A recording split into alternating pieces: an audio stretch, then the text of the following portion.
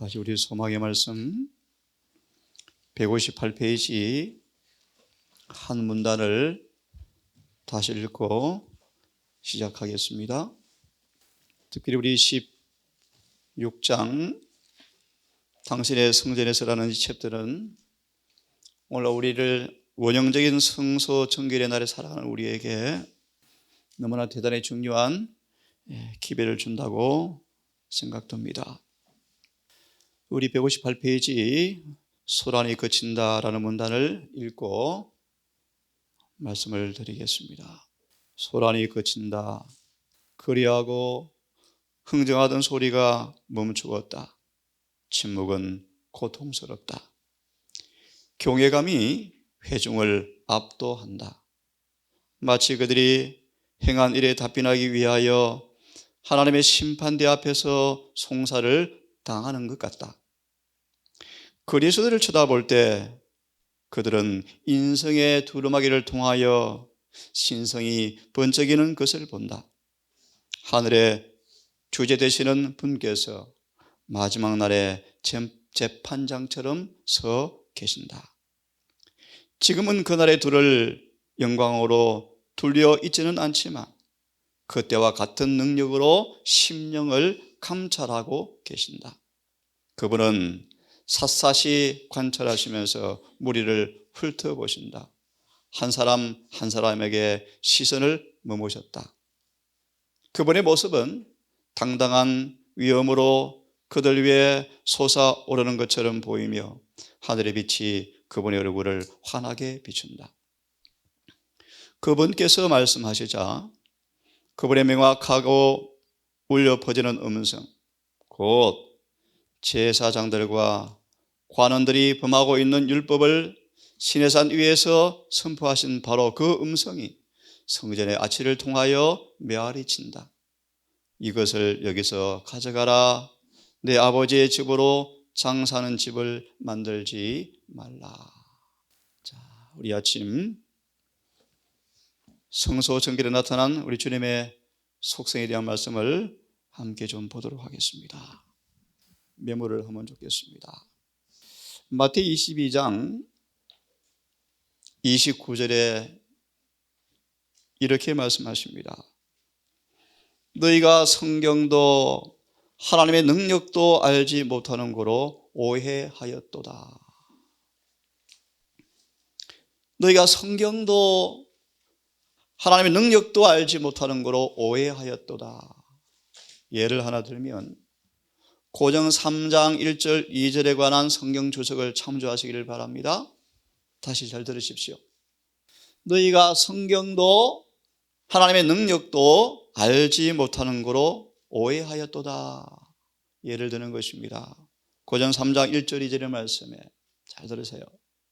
변화시키는 하나님의 능력을 경험하지 못한 사람들은 하나님의 높은 표준에 참 기별이 선포되어질 때 극단이다, 광신이다 라고 공격한다고 말씀하셔요.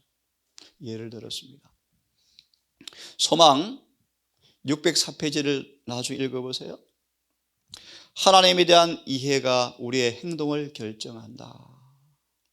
그죠? 뭐라고 말씀했죠? 예. 살아남는 이들에 있는 말씀에 있는 말씀을 읽어드리면 우리 온 영적 생애는 하나님의 품성에 대한 우리의 개념으로 형성되어진다. 자, 소망 604페이지 말씀. 그분을 알기 위하여 기도력 책이네요. 262페이지. 하나님에 대한 이해가 우리 행동을 결정하고 온 영적 생애가 하나님의 품성에 대한 우리의 개념으로 형성된다. 그런 의미에서 대쟁투를 좀 펴시면 좋겠습니다. 465페이지를 좀 펴세요. 대단히 중요한 내용입니다. 대쟁투 465페이지를 펴서 먼저 읽고 말라기를 좀 보겠습니다. 465페이지 하나님께서는 이런 말씀 문단이 있습니다. 하나님께서는 진리를 통하여 당신 자신에 관한 계시를 주셨다. 그러므로 이사야 8장 20절 너희가 하는 말이 율법과 증거에 맞지 아니하면 결단코 아침볕을 보지 못한다. 그렇죠? 진리를 통해서 당신 자신을 계시해 주었으므로 조금 전에 보았습니다. 너희가 성경을 알지 못하는 거로 오해하였도다. 그렇죠? 자, 그러면서 이렇게 말합니다. 그러므로 정말 당신 자신에 관한 계시, 성경 그분의 품성을 계시하고 있습니까? 예. 그러므로 이 말씀을 그대로 받아들이는 사람들은 모두 사탄의 속임수에서 보호를 받는다. 하와야, 결단코 선악과를 먹지 말라. 먹는 날에는 정령 죽는다. 사단의 말을 하와가 거짓말을 받아들였죠. 하나님의 수많은 사랑에 대한 증거를 나열하여 이처럼 사랑하는 하나님께서 그들이 그렇게 까다롭겠느냐? 그렇게 쫀쫀하겠느냐? 그렇게 세심하겠느냐? 이렇게 작은 죄를 그렇게 엄중하게 처벌하시겠느냐? 라는 거짓말을 받아들였죠. 우리는 성경대로 주님을 영접하셔야 돼요. 말씀대로 주님을 영접하셔야 돼요. 왜 말씀했는가? 너무너무 중요해요. 오늘날 왜 교회 안으로, 왜 성소 안으로, 왜 죄가 들어왔는가? 세상에, 여러분, 세상에 하나님의 대표자인 제사장들이 왜 성전에서 장사를 했을까요? 장사를, 여러분. 예? 어떻게 우리가 죄를 품고 예배를 드릴 수 있을까요? 어떻게 우리가 형제에게 불만의 정신을 품고 예배를 드릴 수 있을까요? 하나님을 알지 못했을 거예요. 그런 말씀을 차근차근 상세히 보려고 합니다. 자, 그러면서 이렇게 말하기를 하나님의 율법의 특성과 중요성은 대부분 상실되었다. 예를 들면 예내 씨는 참 까다롭게 느껴집니까? 안식일에 요리를 하지 마라. 손님이 와도 요리를 하지 마라. 미리 다 준비해 두어라. 구두는 미리 닦아라. 옷은 미리 다림질 해 놓아라. 일몰 일출 시간을 정확하게 지켜라. 왜 그랬을까요, 여러분? 그분은 그렇게 까다로운 분이신가요? 여러분, 말씀대로 순종하기를 바랍니다. 율법의 특성과 중요성은 대부분 상실되었다.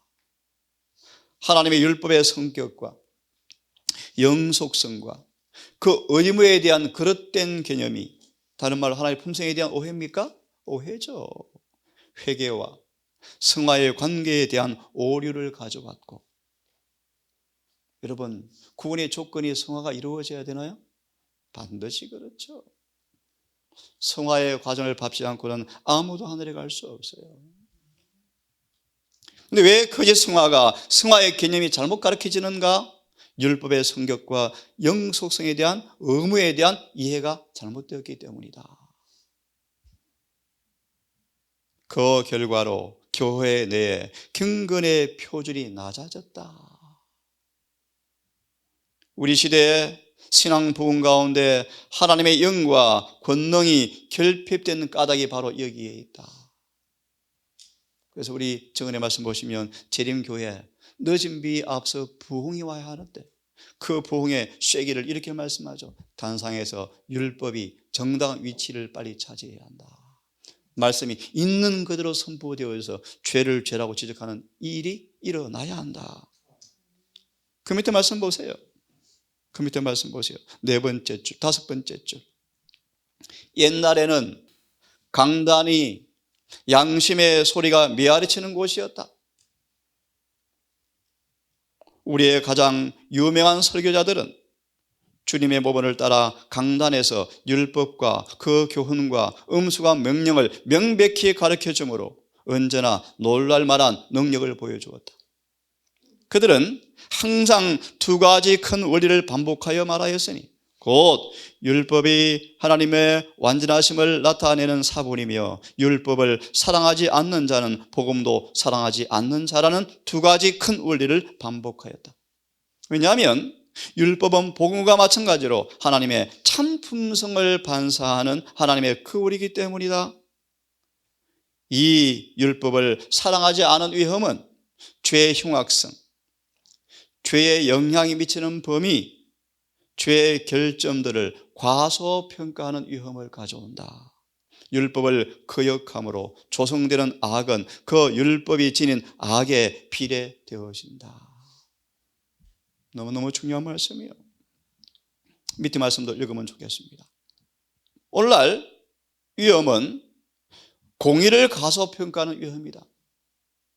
여러분, 당신의 성질에서 소망의 챕터가 재판장이신 주님의 모습을 소개하고 있습니까? 예, 그분의 거룩한 공의가 현현되는 모습이에요. 오늘날 공의를 가소평가한다. 강단에서 일반적으로 주장하는 경향은 하나님의 공의를 하나님의 자비와 분리시키고 그 자비를 원칙을 높이지 않고 자비를 원칙으로 높이지 않고 하나의 감정으로 전락시키고 있다. 이른바 신신학은 공의와 자비를 산상조각 내버리는 것이 신신학이에요. 신신학. 밑에 말씀을 넘어가십시오. 공의는 하나님의 율법을 집행하는 위치에 있기 때문에 율법과 공의, 인간의 불순종과 죄의 범위를 과소평가하는 습관 때문에 사람들은 죄를 속하기 위하여 마련된 은혜도 과소평가하는 습관을 이루기 쉽다. 그리하여 사람들의 마음속에 복음의 가치와 중요성을 잃어버리게 되고 미국의 성경 자체까지도 내어버리게 되었다. 참 중요한 말씀이죠. 그러므로 이 말씀을 듣고 성경을 좀 펴겠습니다. 한번 가만히 들어보세요. 목사에게 보내는 것면 445페이지 말씀 한번 들으십시오. 이 목사라는 번역은 좀 잘못되어서 하나님의 봉사자들에게 주는 메시지 책입니다.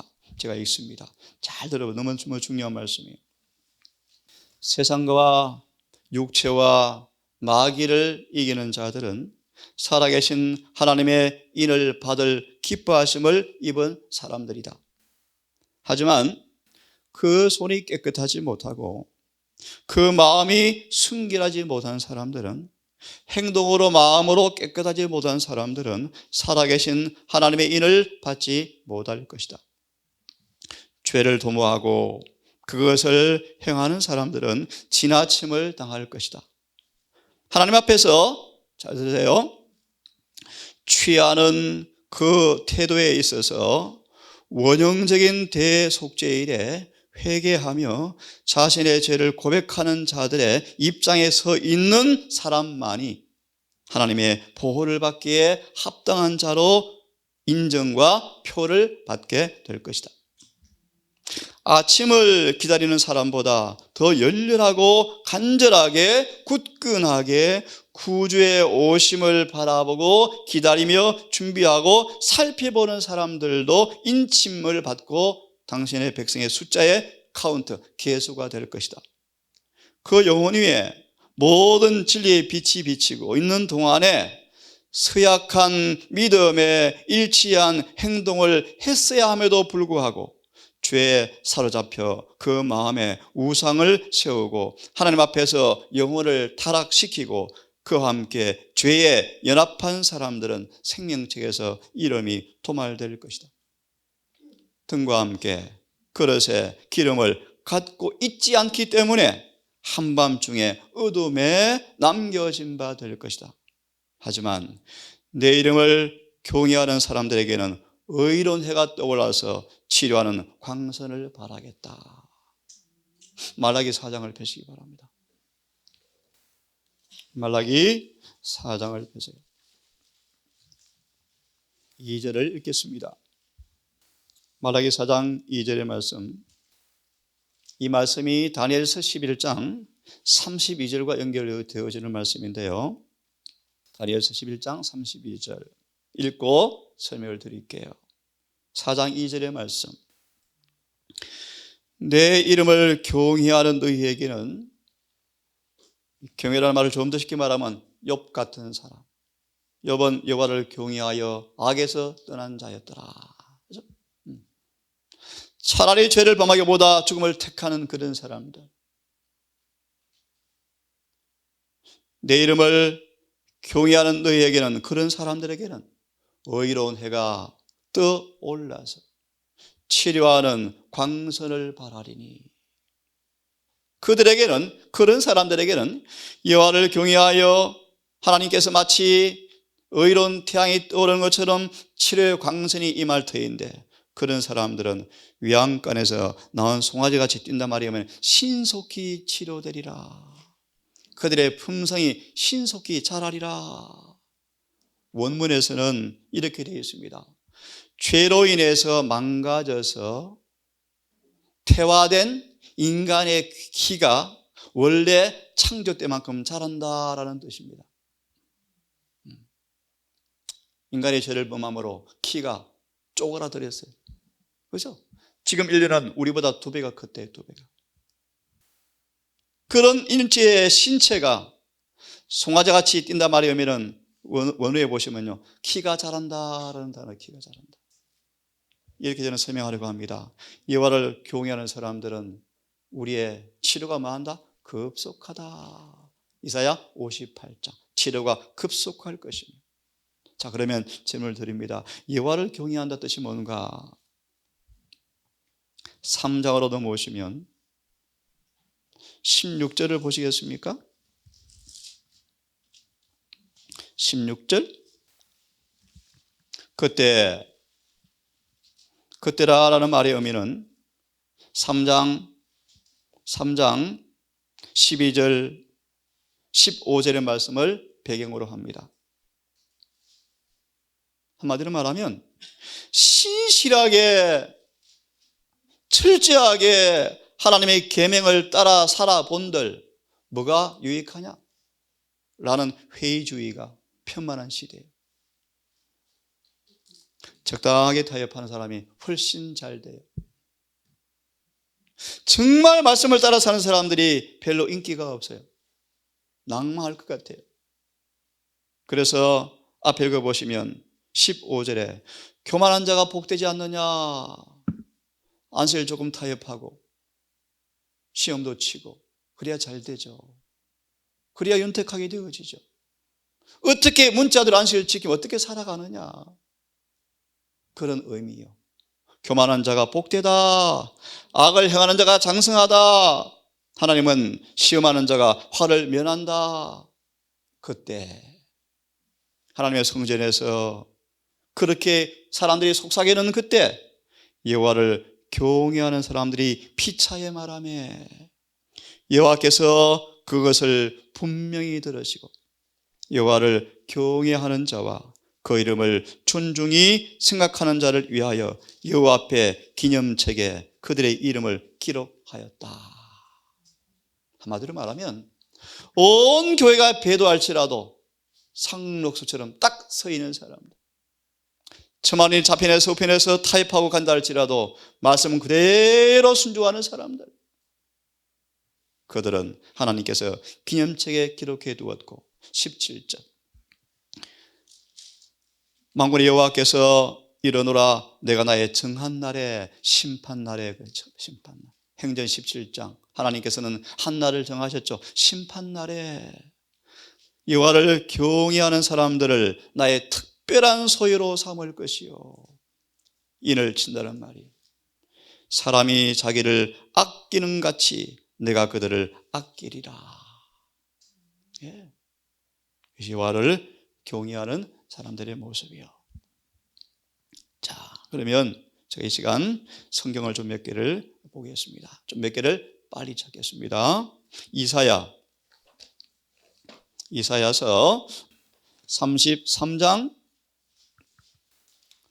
22절, 우리 몇 구절을 얼른 찾고 하나님께서 죄를 얼마나 미워하시는가 오늘 내일 아침까지 그런 말씀을 좀 보겠습니다. 이사야 33장 22절을 함께 읽습니다. 시작.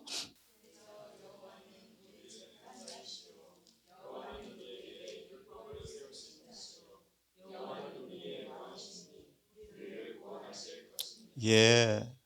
특별히 성전에서라는 소망의 첩대에서 예수께서 어떤 모습으로 우리에게 비춰지고 있습니까? 분명히 말씀하죠. 그분은 지금 재판장으로 서 계셨다. 그죠? 자비롭고 은혜롭고 노하기를 더디어 하시고 무한한 자비와 긍휼이 풍수하신 그 주님께서 지금은 재판장으로 서 계셨다. 이 본문을 보니까 우리 예수님은 우리의 재판장이시요. 여기는 물론 여러 부분의 의미가 있는 말씀이지만 재판장이시요 우리에게 율법을 세우신 자시요. 이 두 말씀을 잘 설명한 설물교훈이 출애굽기 32장이에요. 한번 읽어보시기 바랍니다. 예를 들면 율법을 세우신 분께서 그 율법을 지금 주고 있는데 율법을 받을 백성들이 죄를 범하자 이방인들이 율법을 세우신 저분이 정말 의로우신 분인가? 라고 구경하고 있대요. 율법을 세우신 분이 모세에게 율법을 주는 시간, 율법을 받을 백성들이 우상 숭배를 하고 있을 때 이방인들이 저 여호와라는 분이 어떤 분이지? 우리가 법을 범하니까 혼내시는 분이 저들에게는 어떻게 하는 분인가 한번 지켜보자 라고 구경하고 있었대요. 그때 주님께서 자신을 의로운 재판관으로 드러내셔요. 무슨 말인가? 율법을 가진 백성들일지라도 그 율법대로 살지 아니할 때 하나님께서 공평하게 처벌한다는 사실을 보여주었다. 그런 말.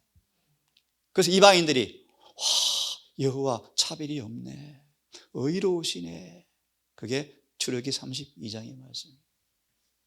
우리 예수님은 의로운 재판장이시오. 율법을 주신 분이에요. 하지만 우리를 구원하시는 분이라는 사실을 또한 잊지 않기를 바랍니다. 이분이 어떤 분이신가? 히브리 1장 9절의 말씀 조금 속도를 내겠습니다. 히브리 1장 9절을 이 예수님을 사도 바울은 이렇게 우리에게 성령을 통해서 말씀해 주고 있습니다. 한번 펴시기 바랍니다. 히브리서 1장 9절 함께 읽어보겠습니까? 자, 시작.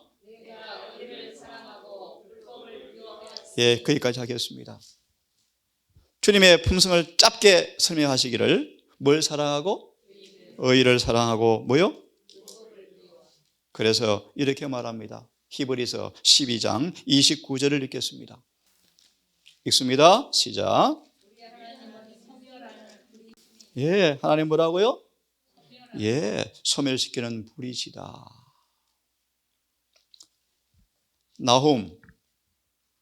나훔을 펴세요. 나훔 1장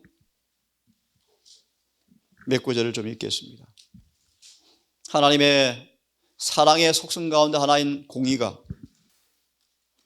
죄를 정화하시고 미워하시는 그분의 속성이 어떻게 나타나는가를 한번 좀 보겠습니다. 나훔 1장 함께 몇 구절을 같이 읽어보겠습니다.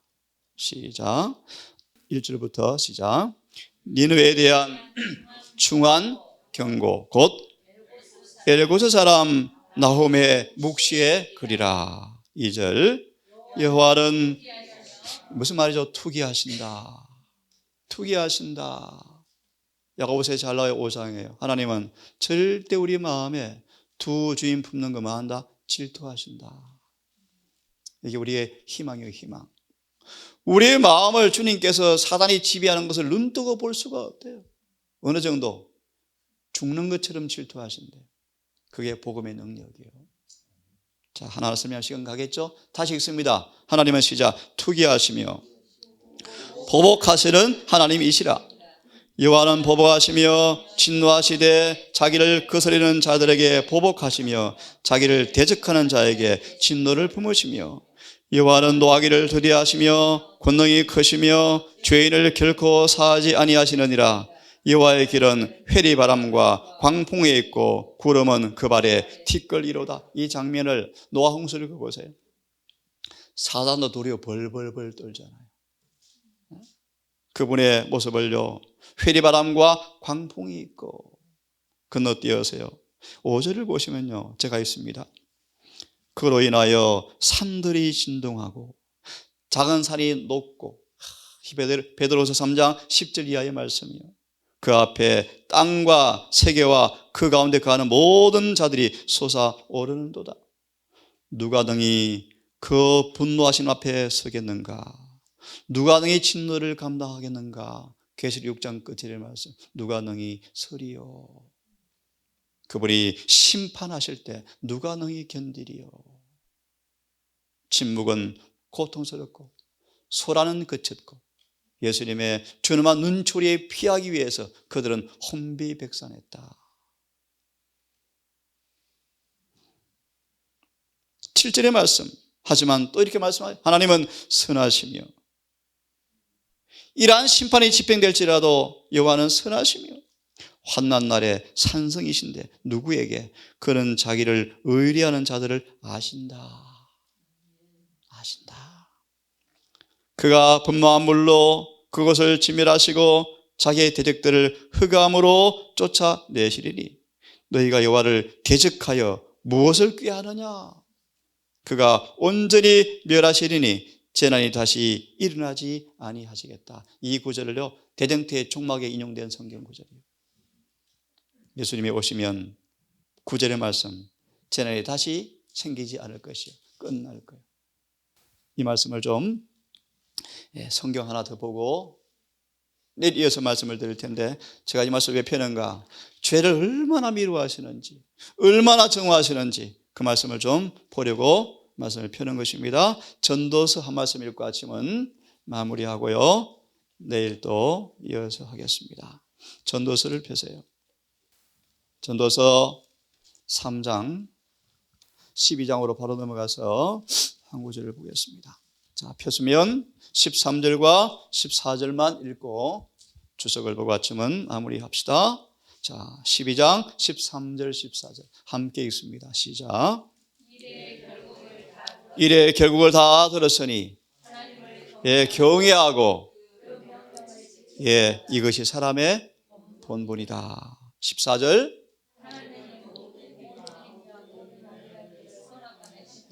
모든 행위와 모든 은밀한 일을 선악간에 반드시 마하신다. 이 구제의 주석을 보겠습니다. 주석을 보겠습니다. 됐죠? 자, 요약하겠습니다. 이 율법은 너무나 단순하다, 명료하다, 그죠? 하지만 의미는 너무나 원대하고, 이 율법은 외형적인 행동만 아니라 마음속의 사상, 의도, 정서까지 살핀다. 인간의 법은 이 같은 일을 할 수가 없다 라고 말씀하시면서 쭉 넘어가 보세요.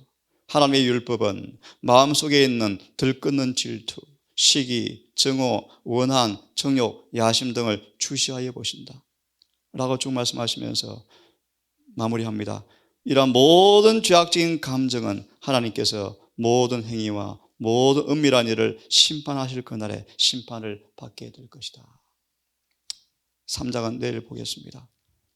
이 심판의 장면을 소개하기를 십자가가 그 사실을 보여주고 있다. 하나님은 절대로 죄를 간과하지 않고 죄는 그대로 처벌하신다. 그러므로 말하고죠, 빨리 회개하고 하나님과 화목하라. 내일 이어서 계속해서 보겠습니다. 죄가 참으로 죄되다는 사실을 깨닫는 사람들은 정말 드물다. 그들은 스스로 달래고 있다. 하나님은 너무너무 선하신 분이기 때문에 죄인들에게 벌을 주실 수가 없다. 하지만 하나님은 죄를 죽기보다 정오하신다.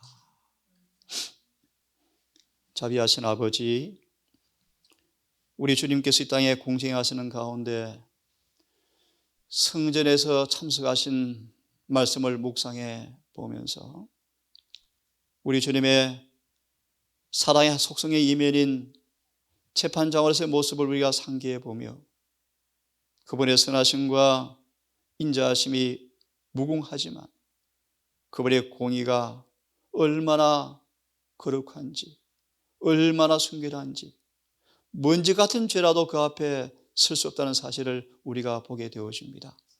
하나님, 지금은 너무 두려운 원형적인 성소 정결의 시대에 살고 있습니다.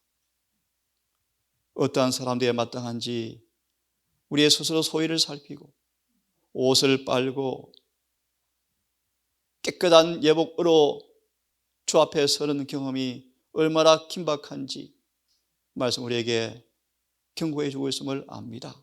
아버지, 우리가 지금 무슨 일을 하든 한 가지 사실 잊지 말게 하시고, 지금도 우리 주님께서 하늘에서 중보자로서 재판장이신 아버지 앞에 애소하시는 그분의 기도를 망각하지 말고, 오늘도 성소봉사하시는 주님의 사업에 조화된 모습으로 살아가는 지혜가 있게 해 주시옵소서. 여호와를 경외함으로 우리의 눈이 밝아져서 의로운 태양이 치료의 광선으로 우리 안에 임하게 도우셔서 우리의 죄가 치료되어지고 송아지같이 뛰는 신속한 치료의 경험이 우리 가운데 이루어지기를 소망합니다. 오늘도 한 달 동안 말씀하신 주님의 음성을 우리의 생명으로 삼고 우리 호흡으로 품고 오늘도 살아가 기도하는 생활을 통하여 주님의 거룩한 뜻이 이루어지는 여호와의 성전으로 오늘도 지어지게 해 주시옵소서. 이 모든 말씀을 우리를 사랑하시는 예수님의 이름 의지하여 감사하며 기도 드리옵나이다.